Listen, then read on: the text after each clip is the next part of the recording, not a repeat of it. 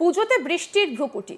আবহবিদদের এই অনুমান কপালে চিন্তার ভাঁজ পড়েছিল, কারণ যারা পুজো উদ্যোক্তা এবং প্রত্যেক দিন যারা ভাবছেন যে তাদের পুজো মণ্ডপ কিভাবে তারা সাজিয়ে তুলবেন, তাদের কপালে চিন্তার ভাঁজ তো বটেই। এবং লক্ষ লক্ষ দর্শনার্থী যারা এই পুজোর 4টে দিনের জন্য মুখিয়ে থাকেন যে এক প্যান্ডেল থেকে আরেক প্যান্ডেলে ঘুরবেন, পুজোয় আনন্দ করবেন, তাদের না আনন্দ মাটি হয়ে যায়। এইরকম একটা পূর্বাভাসে কিন্তু মন সত্যিই খারাপ হয়ে উঠেছিল। কিন্তু এই মুহূর্তে দাঁড়িয়ে যেটা দেখা গেল যে অষ্টমী পর্যন্ত একেবারে ঝকঝকেই কাটলো, রৌদ্রোজ্জ্বল বলা যেতে পারে। অষ্টমীর সকালেও কিন্তু যথেষ্ট পরিমাণে রোদ দেখা গেল এবং একদম শুকনো খটখটে একটা আবহাওয়া। কেমন থাকবে নবমী থেকে পরিস্থিতি? বৃষ্টির ভ্রুকুটি কি রয়েছে? কি হতে পারে আগামী কাল এবং আগামী পরশু? আমাদের সঙ্গে রয়েছেন বিশিষ্ট আবহবিদ ডক্টর সুজীব কর। আপনাকে স্বাগত জানাই আজ তাক বাংলা এবং একই সঙ্গে জানাই মহা অষ্টমীর শুভেচ্ছা। জানতে চাইবো যে কেমন কাটবে অষ্টমীর বিকেল থেকে বাকি পুজোর দিনগুলো। दीवारों के रंग या फैंसी बाथरूम फिटिंग्स पे ना जाइए। अंदर की मजबूती जो सिर्फ टीएमटी से मिलती है उसको परखिए। कैप्टन टीएमटी, घर की असली शक्ति। যাই হোক, সমস্ত দর্শকদেরকে মহা অষ্টমীর শুভেচ্ছা জানাই এবং শারদ শুভেচ্ছা তো অবশ্যই। বেসিক্যালি দেখুন, এই মুহূর্তে যে নিম্নচাপটার কথা আমরা বলছি এবং আমরা যার শঙ্কায় আছি, সেটা অবস্থান করছে মধ্য বঙ্গোপসাগরে এবং ধীরে ধীরে সেটা তার শক্তিকে বাড়িয়ে আস্তে আস্তে পূর্ব উপকূলের দিকে অগ্রসর হচ্ছে এবং ধীরে ধীরে সে এগিয়ে যাবে অন্ধ্রপ্রদেশ এবং ওড়িশার সীমান্তবর্তী অঞ্চলের দিকে।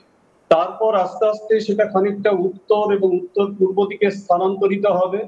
টেন্টেটিভলি এখনো পর্যন্ত যা বোঝা যাচ্ছে সেটা হচ্ছে এই সাইক্লোনের ল্যান্ডফল হবে 3 তারিখ রাত্রি 2টোর সময়, অর্থাৎ 2 তারিখের রাত্রি 2টো, তার মানে 3 তারিখের 2 AM অ্যাকচুয়ালি ল্যান্ডফল হচ্ছে। এটা ল্যান্ডফল করছে পুরীকে ছুঁয়ে, মোটামুটি ভাবে বলা যেতে পারে ওয়েস্ট বেঙ্গল এবং ওড়িশার সীমান্তবর্তী অঞ্চলে, যেমনটা আপনাদেরকে আগে বলেছিলাম, বালাসোর কোস্টের উপরে ল্যান্ডফল করার পরে এটা ধীরে ধীরে ভূমিভাগের দিকে প্রবেশ করে যাবে, ধানবাদ হয়ে ছোটনাগপুর মালভূমি অঞ্চলের দিকে এগোবে।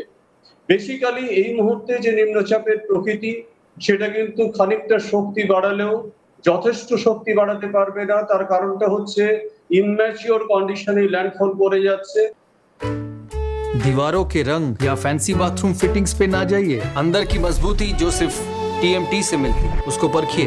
कैप्टन टीएमटी, घर की असली शक्ति। অর্থাৎ একটা সাইক্লোন ভূমিভাগে থাকলে যতক্ষণ পর্যন্ত তার সময় লাগে ম্যাচিউরিটি পেতে, সেই ম্যাচিউরিটিটা কম্পারেটিভলি কিন্তু হওয়ার আগেই সেটা ল্যান্ডফল করে যাচ্ছে, যে কারণের জন্য এটা খুব একটা পাওয়ারফুল সাইক্লোনে পরিণত হবে না, কিন্তু ভারী বৃষ্টিপাতের একটা সম্ভাবনা থাকছে এবং তার প্রভাবে আলটিমেটলি কিন্তু বিচ্ছিন্নভাবে বৃষ্টিপাত থাকবে। ফলে পুজোর আনন্দ যে সম্পূর্ণভাবে মাটি হয়ে যাওয়ার যে সম্ভাবনা ছিল, সেই সম্ভাবনাটা কিন্তু থাকছে না। অর্থাৎ আজকে এবং আগামীকাল এই দুটো দিন কিন্তু মোটামুটি ভাবে আমরা পরিষ্কার পাবো। তবে আজকে বিকেলে সন্ধ্যের পরে বিচ্ছিন্নভাবে উত্তর 24 পরগনা, দক্ষিণ 24 পরগনা, কলকাতার কোনো কোনো জায়গা, হাওড়া, হুগলি এবং বর্ধমানের বেশ কিছু অঞ্চলে মাঝারি থেকে ভারী বৃষ্টিপাতের একটা সম্ভাবনা আছে, কিন্তু একটানা বৃষ্টিপাতের সম্ভাবনা হয়তো খুব একটা থাকছে না। আগামীকালের ক্ষেত্রেও কিন্তু বিচ্ছিন্নভাবে বৃষ্টিপাতের সম্ভাবনা থাকছে, কিন্তু খুব ভারী বৃষ্টিপাতের সম্ভাবনা নেই। বৃষ্টিপাত যতটুকু বেশি হতে পারে সেটা হচ্ছে দশমীর রাতের থেকে। দশমীর রাতের থেকে যেহেতু সাইক্লোন ভূমিভাগের খুব কাছাকাছি এগিয়ে আসবে, সেই কারণের জন্য সেটা অত্যন্ত সক্রিয় হতে শুরু করবে এবং তার প্রভাবে কিন্তু আমাদের দক্ষিণবঙ্গের বিভিন্ন জেলাগুলোতে বৃষ্টিপাতের পরিমাণ ধীরে ধীরে বৃদ্ধি পেতে থাকবে। আর একটা যেটা বিষয় সেটা হচ্ছে সমুদ্র কিন্তু উত্তাল হওয়ার একটা সম্ভাবনা দেখা যাচ্ছে এবং সেটা দেখা যাচ্ছে 2 তারিখে এবং 3 তারিখে।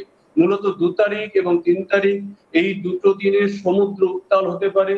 উপকূলবর্তী অঞ্চলে বিচ্ছিন্নভাবে জলোচ্ছ্বাস সংঘটিত হতে পারে।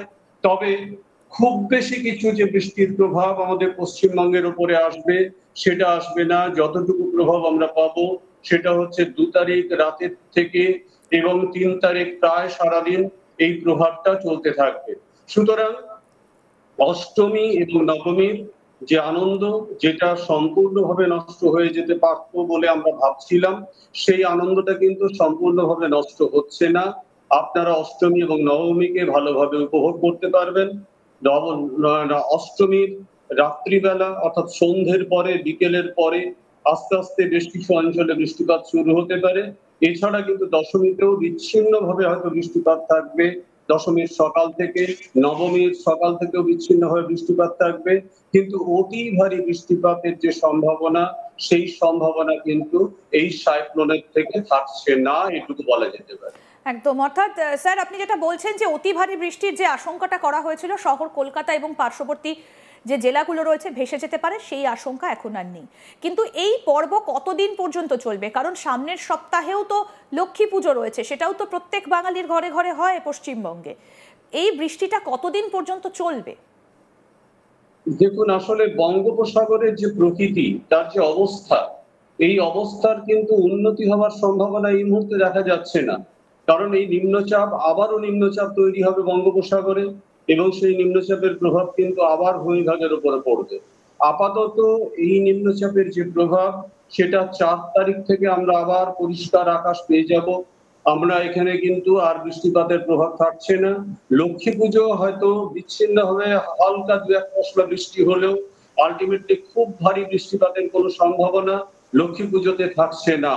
কিন্তু যেটা গুরুত্বপূর্ণ বিষয়, সেটা হচ্ছে আবারও বঙ্গোপসাগরের উপরে নিম্নচাপ তৈরি হবে, আবারও সাইক্লোনিক সিস্টেম তৈরি হওয়ার মতো একটা পরিস্থিতি তৈরি হতে চলেছে এবং সেটা তৈরি হতে চলেছে রাফলি ১১, ১২, ১৩ এই সময়টার মধ্যে।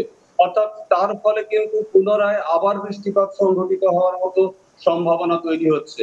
অর্থাৎ এই মুহূর্তে যদিও এখনো সারা ভারতবর্ষ থেকে মনসুন রিট্রিট করছে, মনসুন ফিরে যাচ্ছে, তথাপি কিন্তু আমরা দুর্যোগের হাত থেকে এখনো মুক্ত হতে পারিনি।